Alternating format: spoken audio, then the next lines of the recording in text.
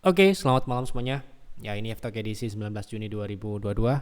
Seperti biasa, kita akan membahas IHSG dan saham-saham yang sudah masuk di kolom komentar di F-Talk edisi terakhir. Ya, malam ini spesial kita akan membahas terkait perkembangan batu bara.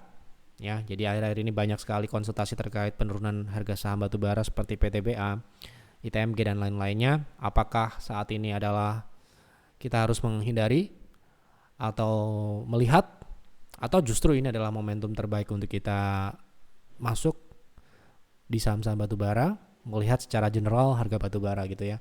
Nah, kita akan berikan nanti di pertengahan akhir, kita akan bahas. Oke, sebelum masuk ke materi utama, kita seperti biasa bahas IHSG dulu sebentar, dan juga saham-saham yang sudah masuk di kolom komentar ini di video F-Talk edisi 15 Juni 2022.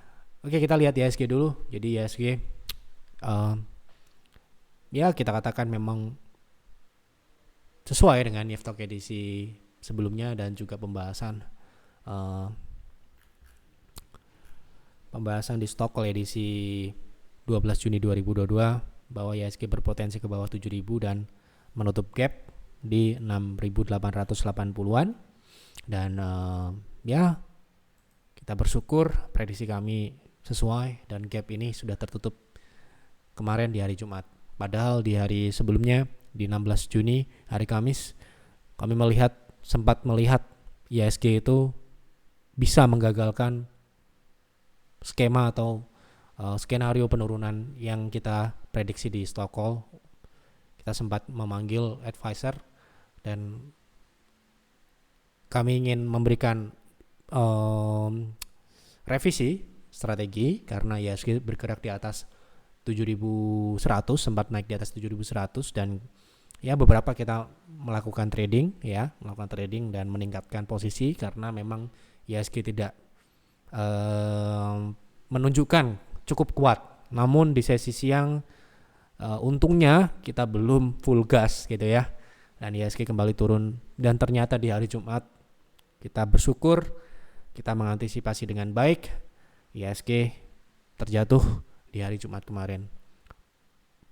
Memang bukan sesuatu yang membahagiakan. Siapa yang pengen IHSG turun? Kita juga pengennya IHSG naik. Tetapi ya inilah market, ya mau tidak mau seperti itu, gitu ya. Nah, bagaimana minggu ini? Ya, kita sudah berikan ketika F-Talk ini sudah kita tayangkan di YouTube. Pastinya di website kami Bapak Ibu sudah bisa membaca bagaimana prediksi selanjutnya untuk IHSG. Ya, di sini kita sudah berikan edisi Stockcall edisi 19 Juni 2022.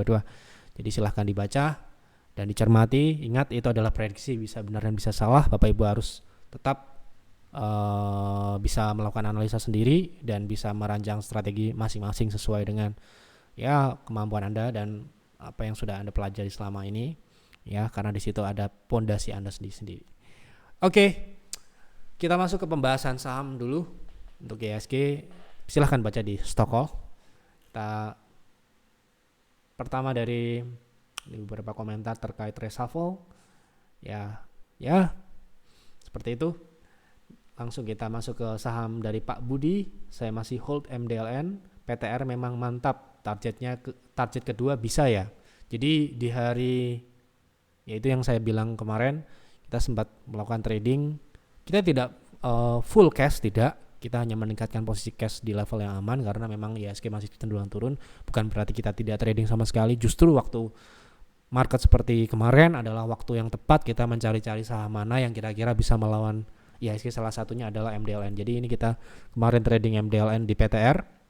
Kita beli di 104 dan 105. Kita belum berani membeli banyak karena menurut sistem memang kita harus konservatif di beberapa minggu terakhir ini sejak bulan Mei ya, karena selain memang volatilitas tinggi itu menawarkan pergerakan yang signifikan, namun akan banyak sinyal false di kondisi seperti sekarang ini. Dan saya lihat beberapa saham itu ketika breakout kemudian besoknya dia kembali turun atau yaitu false breakout ya, dan itu berpotensi ya mungkin kalau kita disiplin tidak akan menjadi masalah selama kita mau melakukan proteksi. Tetapi kalau misalkan nggak disiplin, kemungkinan besar akan ada potensi untuk nyangkut ya, dan tidak baik hasilnya. Nah, itulah kenapa, karena kami tahu yang mengikuti kami tidak semuanya seperti kami, ya, mungkin ada yang disiplin, ada yang tidak disiplin, ada yang pemula, ada yang pengalaman, dan kita harus memberikan advice atau panduan yang kita kira-kira itu akan aman, yaitu menjaga cash, tetap trading, tapi tetap kita harus mempertahankan posisi cash di level yang aman. Untuk apa? Untuk mengantisipasi apabila ada surprise yang terjadi seperti di hari Jumat. Nah, ini target kedua yang kemarin kita beli di 104, 105, dan target pertama di 110 sepertinya sudah tercapai. Kalau Anda lihat di MDLN terakhir, ya ini salah satu saham yang kita pilih karena dia pergerakannya memang melawan IHSG gitu ya. Jadi ya ketika IHSG seperti sekarang ini, mau tidak mau, suka atau tidak suka, sebagai trader kita harus mencari saham mana yang kira-kira bergerak melawan IHSG, yaitu dia naik. Ya, bagi yang memang memiliki pedoman tidak mau trading di saham-saham yang small caps atau saham-saham dalam tanda kutip saham-saham third line atau gorengan gitu ya, ya tidak masalah, mungkin Anda tidak trading dulu, cukup melihat, tapi kami sarankan tetap di market karena di situ Anda akan banyak belajar. Bukan berarti Anda off, benar-benar tidak masuk di market, tetapi Anda tetap melihat untuk tahu, agar Anda tahu dan merasakan kapan kira-kira Anda bisa masuk, hanya dengan cara Anda juga harus masuk ya. Nah, di MDLN ini menurut kami ini adalah saham yang sementara ini memang oke. Dari segi teknikal pergerakannya, kita nggak ngomong ini fundamental bagus, tapi secara pergerakan harga untuk trading ya, untuk private trading room pasti ya kita akan manfaatkan karena potensi teknikalnya. Terakhir dia mengalami gap up ya, ini bukan sesuatu yang baik karena ini pernah terjadi. Nah, kita nggak akan beli ketika dia naik dan gap up ya. Kita akan beli ketika memang di harga yang bagus, risknya menarik, tidak besar, risk rewardnya lebih besar tentu saja. Nah, seperti sekarang ini kita beli kemarin di 104 dan naik ke 115, berarti sekarang ini ya floating profit cukup signifikan gitu ya. Nah, potensi ke depannya menurut kami akan ke target kedua, namun ini adalah sekali lagi saham super agresif, jadi kita tidak bisa memiliki waktu yang tidak cukup untuk trading saham seperti ini. Bisa saja dia gap up lagi kemudian jatuh, nah Anda tidak siap, nah Anda kehilangan momentum. Jadi 140 target keduanya itu kita pasang, ya itu adalah gap yang mungkin akan bisa dicapai dalam jangka pendek ini untuk trading. Untuk jangka menengah panjang menurut kami ini saham masih masih downtrend, bearish. Jadi sekarang ini mungkin pullbacknya seperti yang terjadi di 2018 yang lalu. Jadi target berikutnya setelah 120 mungkin ada, ya mungkin akan mengejar di 200 bisa saja, karena ini saham super agresif. Bukan berarti saya bilang ini saham ini akan naik sangat signifikan seperti itu, tapi kita ikuti saja. Sementara ini potensinya ada ke sana karena peningkatan volume transaksi yang terjadi di perdagangan sebulan terakhir ini mengindikasikan cukup kuat potensi kenaikan berikutnya. Jadi bagi Anda yang mungkin ikut PTR dan masih hold, mungkin kalau misalkan 140 tercapai, tetap saran kami adalah take profit. Paling tidak sebagian, itu adalah bijaksanaan ya. Kalau misalkan kita menginginkan profit yang lebih besar, mungkin bisa saja, namun ada baiknya memang kita harus lebih bijak saat ini ya, untuk mengantisipasi hal yang tidak diinginkan gitu ya. Nah, seperti itu. Kemudian Anda harus juga sering-sering berkonsultasi terkait menaikkan proteksi dan sebagainya. Itu sangat penting agar Anda tidak terjebak. Ketika Anda sudah floating profit, bukan berarti Anda aman, bisa saja profit itu hilang kalau Anda nggak tahu berapa proteksinya ya. Setelah harga naik pasti proteksinya akan berubah ya, dan itu akan membantu Anda untuk melindungi profit yang mungkin sudah Anda bisa kantongi gitu ya. Tapi banyakkan trader pemula yang masih belum tahu namanya proteksi. Proteksi itu ada stop loss dan ada cut profit. Stop loss itu untuk menghindari loss yang tidak sesuai dengan profil kita ya. Dan cut profit itu untuk melindungi profit yang sudah kita harusnya miliki ya, untuk menghindari kehilangan profit yang sudah harusnya kita miliki. Itu adalah namanya cut profit ya. Cut profit harus dilakukan ya. Kalau misalkan ternyata namanya kita memprediksi, bisa benar dan bisa salah, kita memprediksi MDLN ke 200 ternyata tidak kuat, ya kita mau tidak mau harus cut profit namanya gitu loh ya. Mungkin Bapak Ibu yang masih belajar harus memahami itu ya, karena itu adalah kunci pertumbuhan jangka panjang Anda di market. Bukan berarti terus profit terus ya, gitu. Harus bijak dalam memutuskan ya kapan harus keluar, kapan bisa menahan sebuah posisi sampai dengan maksimal dan sebagainya ya. Yang jelas ya kemungkinan besar akan sulit kita akan beli di harga terbawah, jual di harga tertinggi, kecuali kita memang adalah bandarnya atau price makernya, atau kita orang internalnya yang tahu benar-benar secara detail ya. Kita pun hanya memprediksi di sini. Jadi ya itu adalah probabilitas dan potensi saja, bisa benar dan bisa salah. Kita trading di MDLN, kita nggak tahu ternyata dia naik seperti sekarang ini. Yang kita tahu memang secara teknikal dia mendukung untuk naik, ya kita ikuti saja. Seperti itu.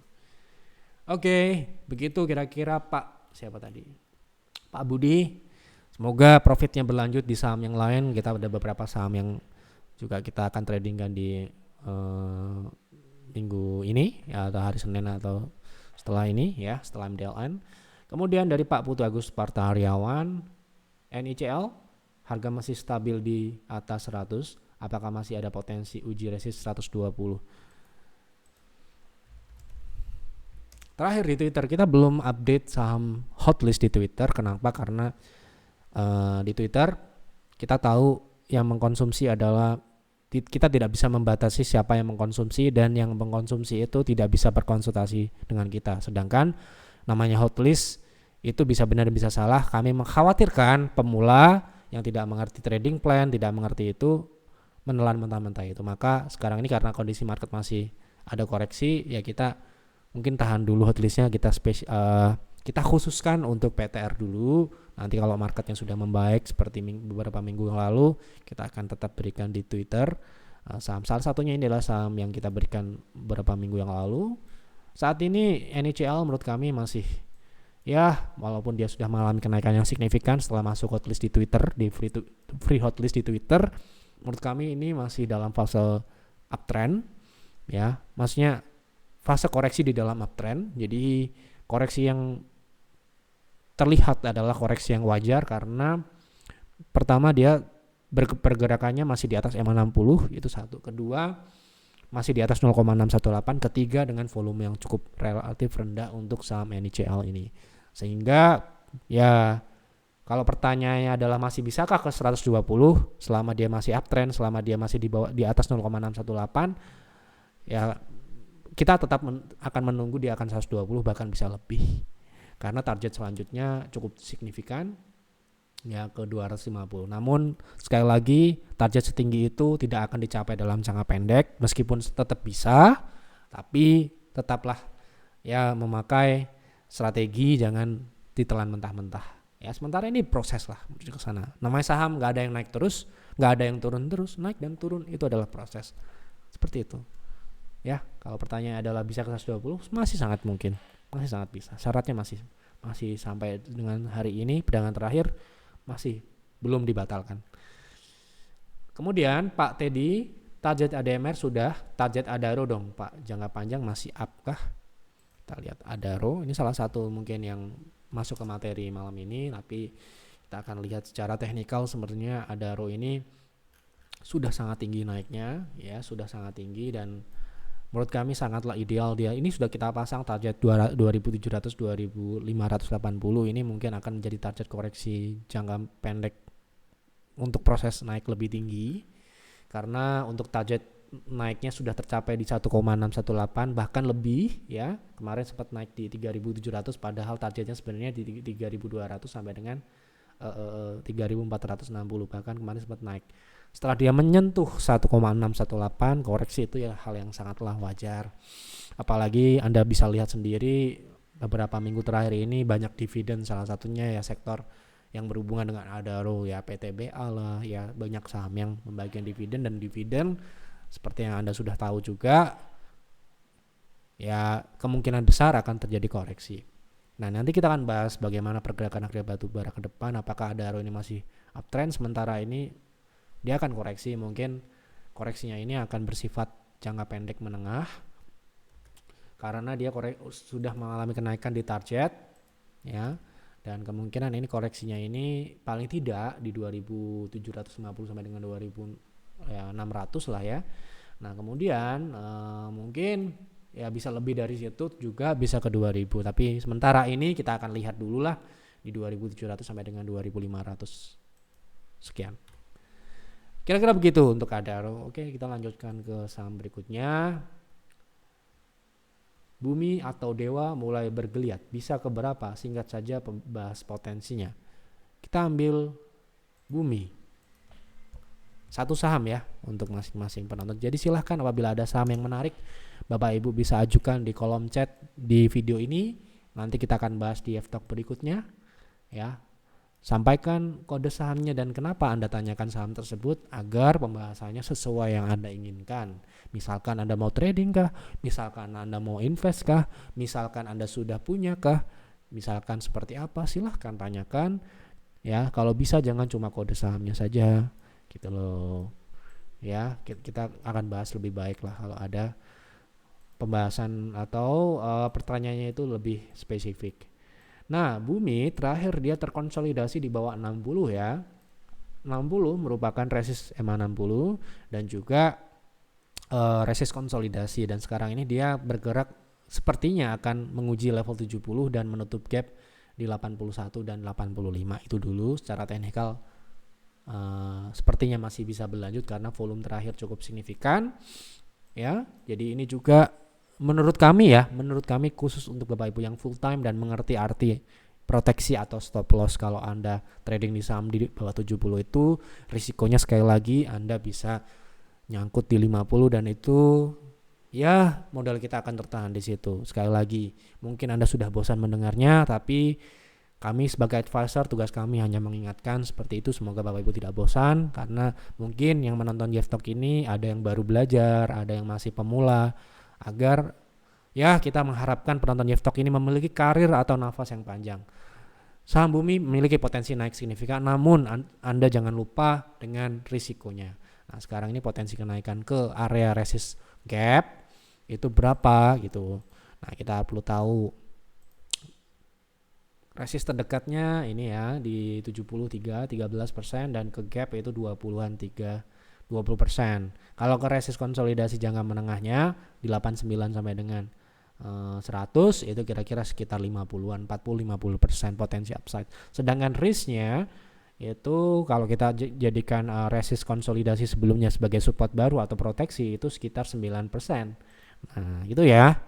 Jadi sudah kita kasih tahu ya. Oke. Berikutnya dari Pak Hotma, setelah capai 400 Goto lanjut downtrend, market luar saham tech dihajar turun. Oke. Goto sebelumnya kita sudah bahas. Ya, cukup signifikan kenaikan Goto ini setelah dia drop di 182 dan sekarang ini menurut kami dia akan terkoreksi cukup wajar lah terjadi koreksi karena dia sudah mencapai target pullback, bahkan melebihi target pullback kemarin yaitu di 400, level psikologis 400. Nah sekarang kita akan mencari target koreksi dari saham Goto ini. Sementara ini kita anggap koreksinya akan terkoreksi wajar yaitu di 324 atau 326 ya. Jadi mungkin akan ini support terdekat untuk Goto. Kalau dia tembus mungkin bisa ke 270 gitu ya. Oke, kemudian lanjut ya. Dari Arpan Lim, tolong saham SMDR RP 40.000 trading. Maaf, ini 40.000 apa ya? SMDR terakhir 4.000 ya, mungkin harga sahamnya 4.000, dia punya di 4.000 mungkin, saya juga nggak tahu. Ya kalau tulis komentar nggak apa-apa, nggak buru-buru ya, tulis yang baik, yang informasikan yang ya sejelas-jelasnya gitu ya. SMDR sekarang ini dia rebound relatif di 0,618, ini target koreksi idealnya, tapi mungkin dia masih bisa naik lagi ke 4.000, tapi fase koreksi ini belum terlihat selesai. Kalau gitu kita akan mencari level 0,618 berikutnya dari wave yang lebih besar, yaitu di level 2600. Oke, mungkin dia akan ada kenaikan kecil ke resist 3.500 dulu sebelum proses turun lanjut ya. Jadi ini koreksi yang wajar, meskipun dia di bawah 3.000 pun SMDR ini masih koreksi wajar. Kenapa begitu? Karena dia sudah naik signifikan ya, dan ini adalah koreksi wajar MACD dead cross, sehingga kenaikan yang akan terjadi itu merupakan, kami anggap ya, itu akan membentuk wave B ya, wave B itu wave naik di dalam koreksi ya, begitu kira-kira. Oke. Baik, kita masuk ke pembahasan materi yang kita sudah tulis di judul terkait batu bara, harga batu bara. Kita akan melihat secara general dari harga batu bara ini. Ini bisa relevan dan tidak relevan dengan harga saham batu bara ya, sekali lagi. Jadi Anda harus hubungkan lagi ke saham-saham yang mungkin Anda sedang analisis atau Anda sedang incar. Jadi sekali lagi ini kita berikan pandangan secara umum, secara general akan seperti apa batu bara gitu ya. Jadi kita menggunakan Newcastle ya untuk kontrak terakhir ya. Jadi dia koreksi dari level 400, sekarang ini harga terakhir di tanggal 19 Juni itu di 389 US dollar per ton. Nah, kemungkinan ini kita dapat dari tim intelijen kami di investing. Jadi sekarang ini harga batu bara menurut kami itu adalah dalam fase koreksi yang wajar dalam uptrend, dan ke depan mungkin dalam beberapa bulan itu ya, setahun ke depan, beberapa tahun ke depan itu bisa mencapai level 558 US dollar per ton ya. Jadi sekarang ini merupakan koreksi minor. Sekali lagi ini prediksi. Sekarang ini menurut kami harga batu bara koreksi minor, dan berapakah target koreksinya? Itu di 300 ya. Ini perkiraan ya, sekali lagi perkiraan, koreksinya ini masih bisa berlanjut ke 356 US dollar per ton. Kalau turun ke situ artinya sekarang harga 389 kemudian dia turun ke 356 atau 350-an, ya itu masih uptrend. Nah, kalau di bawah itu ada support lagi di 319. Nah, kalau turun di situ itu adalah level kritis ya untuk batu bara. Jadi mungkin kalau kita punya position cukup besar di saham-saham batu bara mungkin perlu dilihat lagi. Nah, dengan begitu bagaimana kita sebagai investor bahkan sebagai trader pun juga bisa, karena sebenarnya ini adalah sektor yang cyclical yang mungkin kita bisa tradingkan, juga kita bisa invest jangka pendek, jangka menengah. Ya menurut kami saat ini adalah mungkin waktu yang tepat untuk kita melihat, menganalisis lagi. Untuk fundamental perkiraannya tadi saya baca sekilas di laporan tim intelijen kami, kemungkinan di 2022 ini kinerja secara umum saya nggak sebutkan sahamnya apa saja, itu akan naik 2 kali lipat ya, terutama di bottom line-nya. Jadi ini merupakan kesempatan ya kalau ada koreksi, bahkan kalau ada koreksi ke 350 ke bawah itu mungkin ya, sekali lagi harus kita lihat sahamnya juga. Itu secara umum itu adalah menurut kami itu adalah kesempatan yang baik untuk kita mengoleksi dalam rangka ya kita bisa trading juga bisa untuk invest. Sekali lagi ya, ini adalah prediksi kami, bisa benar dan bisa salah, silahkan Anda olah. Ini saya dapat report dari tim intelijen untuk peer dan peers. Memang kita sedang menyusun plan untuk invest ya beberapa saham baru dan mungkin ya yang berhubungan dengan batu bara, yang kita akan coba masuk beberapa PV ke sana sambil menunggu saham-saham blue chip yang sekarang ini sudah sangat mahal turun ya. Jadi kita akan putar di situ dulu mungkin untuk jangka pendek menengah ya, karena kita memang tidak akan memegang selamanya sebuah saham. Bahkan saham BRI pun kita beli di 2000-an kita langsung jual di 4.000-an ya. Itu adalah kami ya, kita tidak akan hold forever ya, kita tidak tipikal seperti itu. Kita akan memutar mana-mana yang masih bisa dibeli, karena tidak mungkin kita beli semua saham. Kita hanya dibatasi beberapa saham saja, apalagi untuk individual investor pastinya ya tidak memiliki banyak mata, cuma 2 mata, dan mungkin tidak akan sangat merepotkan apabila saham kita terlalu banyak ya gitu. Jadi kalau kita bisa melakukan switching position secara berkala dengan baik, kemungkinan growth kita akan jauh di atas market seperti yang Anda lihat di peer ataupun peers Meskipun mungkin ketika market jatuh seperti di tahun 2020, mungkin portofolio Anda akan merah, tetapi growth secara realize Anda akan mendapatkan pertumbuhan jauh signifikan dibandingkan dengan IHSG. Sudah kami buktikan sendiri di peer dan peers. Anda lihat sendiri ya, kita tidak pernah menghold saham selamanya ya.